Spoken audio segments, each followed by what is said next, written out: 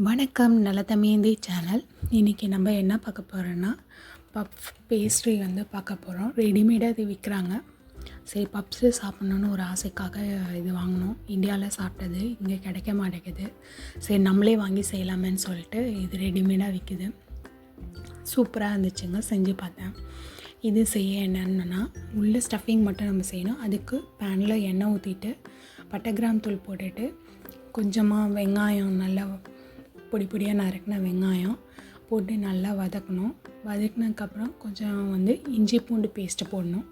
இஞ்சி பூண்டு பேஸ்ட்டை போட்டதுக்கப்புறம் இஞ்சி பூண்டு நல்லா வதங்கணும். அந்த பச்சை வாசனை போனதுக்கப்புறமா தக்காளி போடணும். தக்காளி வந்து பெங்களூர் தக்காளி இருந்துச்சுன்னா 2 போடுங்க. நம்ம நாட்டு தக்காளினா 1 போட்டால் போதும். இது நல்லா தக்காளி வெங்காயம் இந்த இஞ்சி பூண்டு பேஸ்ட் நல்லா வதங்கணும். நல்லா வதங்கினதுக்கப்புறமா நீங்கள் இதில் வந்து மசாலா ஐட்டம்லாம் சேர்க்கலாம். அதுக்கு காஷ்மீரி சில்லி ரெட் பவுடர் சேர்த்தாலும் சரி, நார்மல் பவுடர் சேர்த்தாலும் சரி. அடுத்தது கரம் மசாலா, மஞ்சள் பொடி கொஞ்சம், இதுதான் ஆட் பண்ணணும். இது 3 ஆட் பண்ணிட்டு நல்லா திரும்ப வதக்கிட்டு கொஞ்சம் இதுக்கு தேவையான சால்ட்டு கொஞ்சம் போட்டுக்கலாம். சால்ட்டு போட்டுட்டு அதுக்கப்புறம் வெஜிடபிள் நம்ம இஷ்டங்க, நமக்கு பிடிச்ச காய்கறிலாம் இதில் வந்து ஆட் பண்ணிக்கலாம்.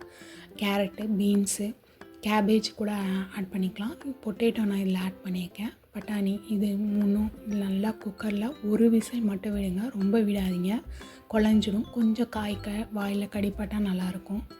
ஒரு விசில் விட்டு இப்படி எடுத்து வச்சுருக்கேன். இதை வந்து நல்லா அதில் போட்டுட்டு நல்லா கிளறிடுங்க. தண்ணி அதில் இல்லாமல் ட்ரையாக இருக்கணும். நல்லா ட்ரை ஆகிற அளவுக்கு பண்ணிவிட்டு அதுக்கப்புறம் நீங்கள் இதில் கொஞ்சம் கொத்தமல்லி போட்டு ஃபைனலாக கொத்தமல்லி போட்டு நல்லா ட்ரையாக இருக்க பாருங்கள். அப்போ தான் இதில் வச்சு ஃபில் பண்ண நல்லாயிருக்கும். இதுக்கப்புறம் இதில் வச்சதுக்கப்புறம் எல்லாமே க்ளோஸ் பண்ணிட்டு இதுக்கு மேலே அந்த பப்ஸில் பார்த்திங்கன்னா அந்த ரெட் கலர் மாதிரி இருக்கிறதுக்கு வந்து எக்கு வந்து மேலே தடவணும். எக்கு நான்வெஜ் சாப்பிடாதுங்க, பட்டர் வந்து மெல்ட் பண்ணி மேலே தடவிக்கோங்க. செம்ம சூப்பராக இருந்ததுங்க ரெடிமேட் இது பஃப். இது நானும் சாப்பிட்டு என்ஜாய் பண்ணேன். நீங்களும் சாப்பிடுங்க. இதுக்கப்புறமா நீங்கள் வந்து ஓடிஜி இருக்கவங்க ஓடிஜியில் வைங்க.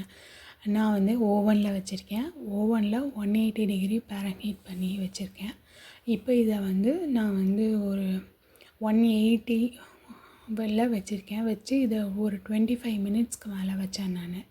என்னோடய ஓவனில் அந்த டைமிங் வந்துச்சு. உங்கள் ஓவனில் என்ன டைமிங் வருதோ அப்பப்போ பார்த்து எடுத்துக்கோங்க. கரெக்டாக 20-25 மினிட்ஸ்க்கு மேலே ரெடி ஆகிடுதுங்க. அதுக்கு மேலெலாம் போகாது.